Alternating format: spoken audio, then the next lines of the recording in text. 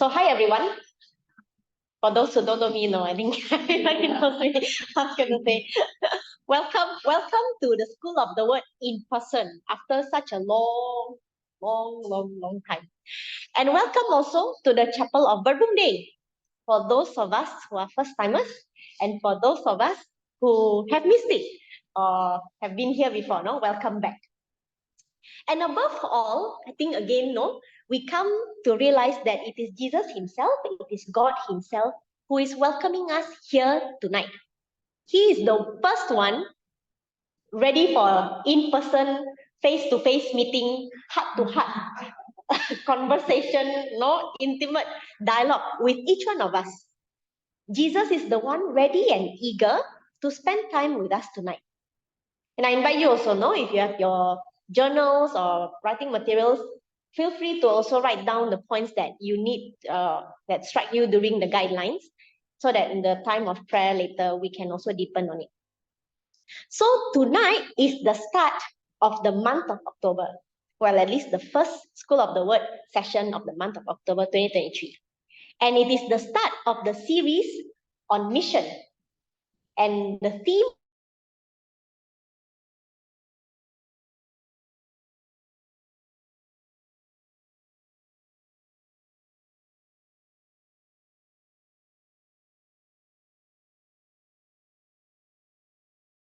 because October is the month dedicated to mission.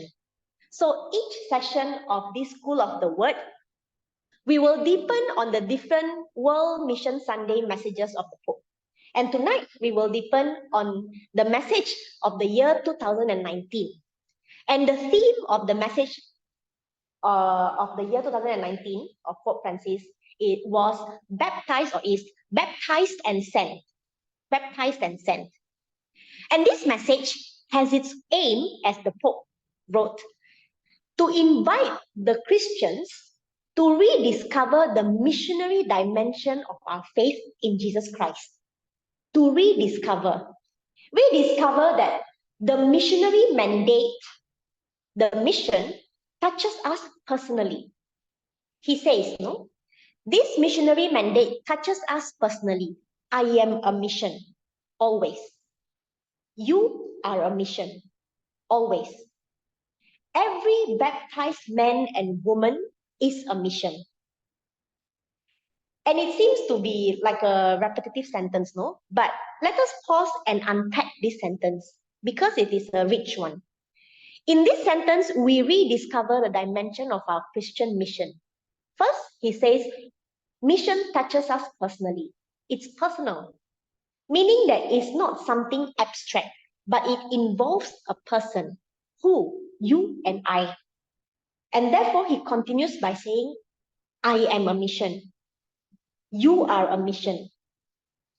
And here is interesting, The little details are interesting because he didn't say, I have a mission, or I do a mission, or you have a mission, or you do a mission. The verb used is not have. It's not just a possession, but the verb used is am, are, meaning that mission is not just an added activity. It's not just an added point in my to-do list or to sign up for, but it's part of who I am, part of who you are, our identity. And that's why the next word that comes after that is the word always. I am a mission, you are a mission, always. We are a mission regardless of the time and space where we are.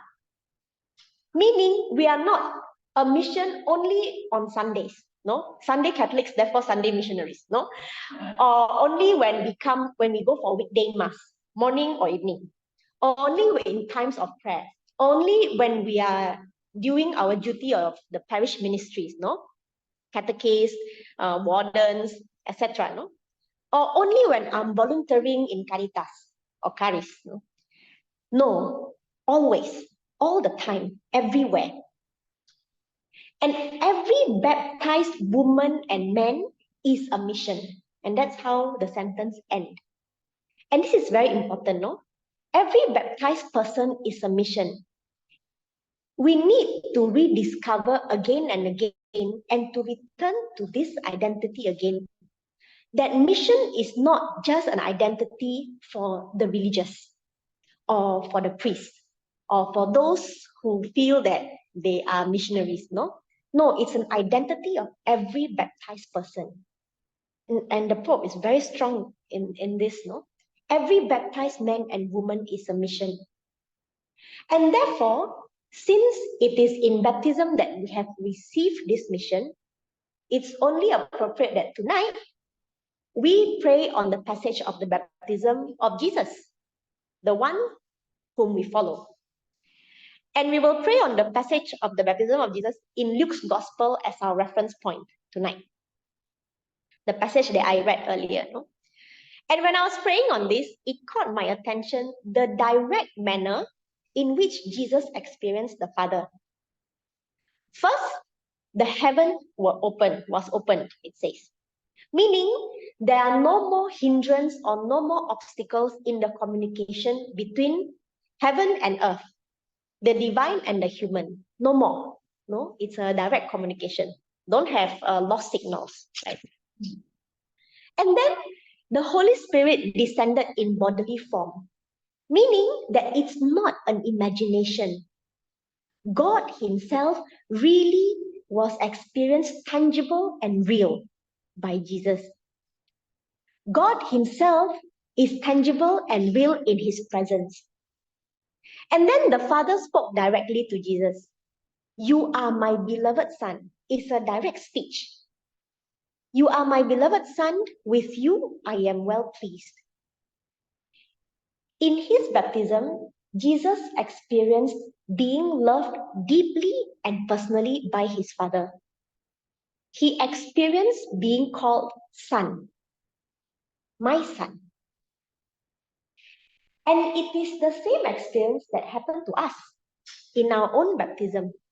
When we were baptized, the heaven was also opened. God Himself came to be present beside us to tell us personally who we are, His children. And because we are His children, and not of any other things that we have done or we will do, but it's because of our identity as His children, He tells us, I love you. He knows He loves us and He's pleased with each one of us. And so baptism becomes a moment of experiencing God's love without condition. It's a moment of experiencing God as Father. And when we recognize that someone loves us unconditionally, we are not left indifferent. Rather, the experience of being loved moves us internally. And I'm sure we all have experienced this one point in our lives. When we understand and recognize that someone loves us deeply, we experience a joy and a gratitude inside us. And it moves us toward that person, to give thanks, to do something for that person, to give a gift, to say thank you. It moves us from within to go out of ourselves. It moves us to respond out of love. And in the message, the Pope says, people in love never stand still. They are drawn out of themselves. They are attracted and attract others in turn. They give themselves to others and build relationships that are life-giving.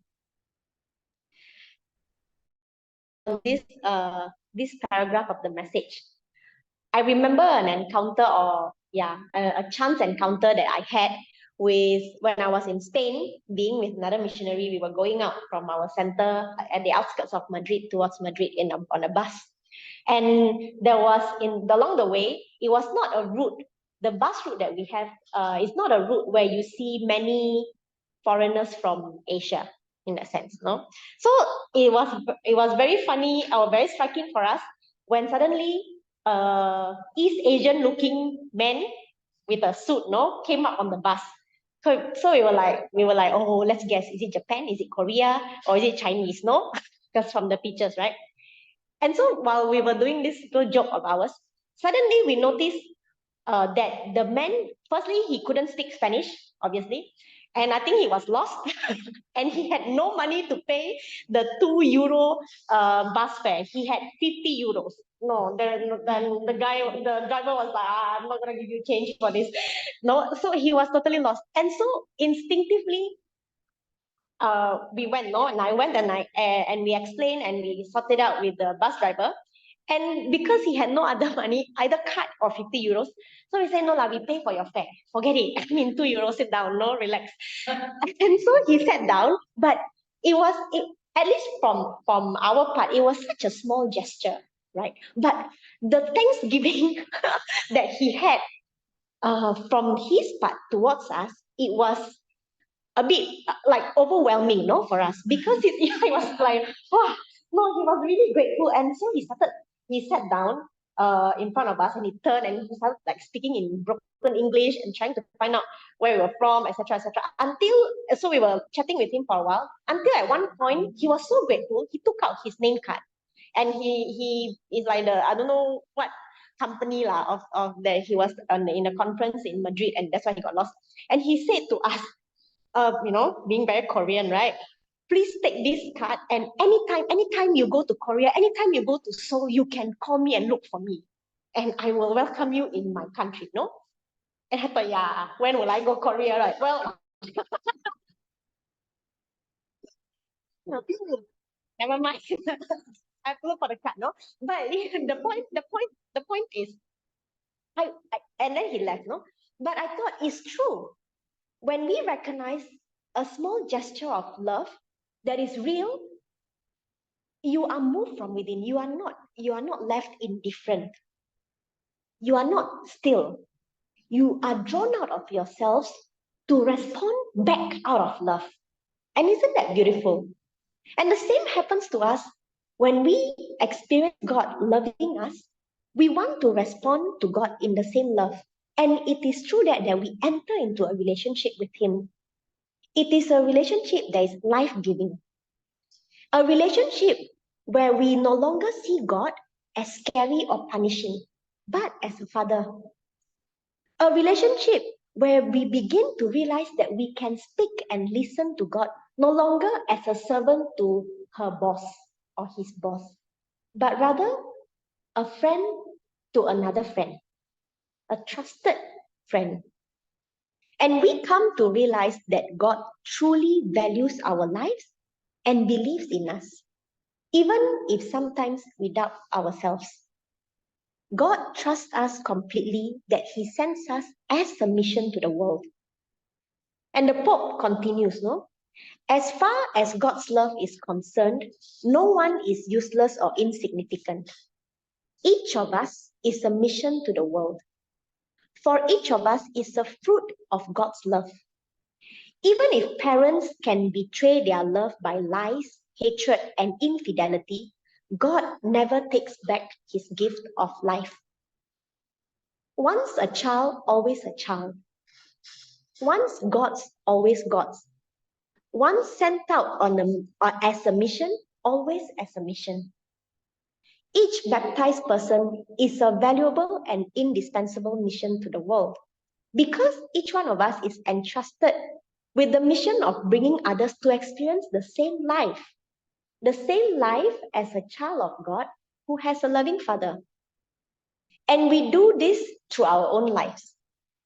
In giving love in the simple daily gestures, no?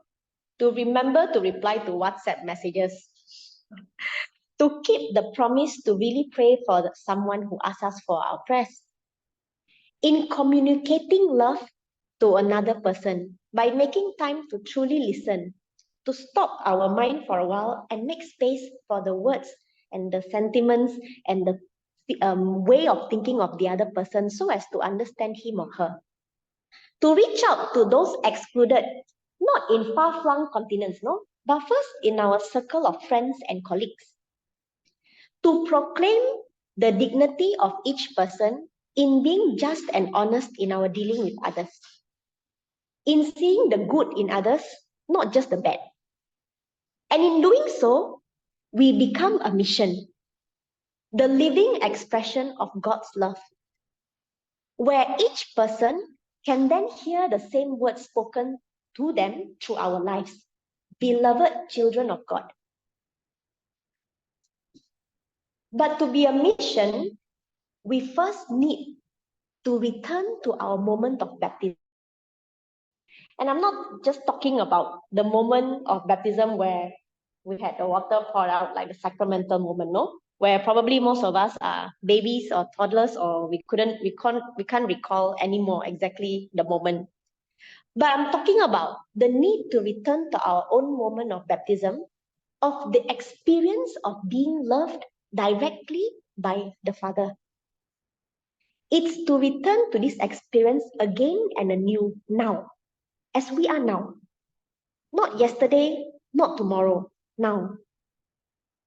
Because if we don't experience this again and again, we cannot be moved to love truly. Even if we do all the good activities, we sign up for all the ministries and all the volunteer work in the world, they remain empty activities, and we will grow tired and frustrated. And so we do this in prayer. Why? Because Jesus did it the same way. In his moment of baptism, the Luke's account of the baptism says, he was praying. All the people was baptized. Jesus was baptized, and then he was praying. And it was while in prayer that he recognized how much he's loved. That he heard in his heart the words of the Father, "You are my beloved Son. With you I am well pleased." And therefore, here we are in this moment of prayer. Let us spend this moment asking God to help us to listen again, to allow the heaven to be opened again, to ask for the faith to believe the words of love spoken by our Father, so that in being loved again as his child, we can become a mission to the people around us, bringing the same good news of God's life and love.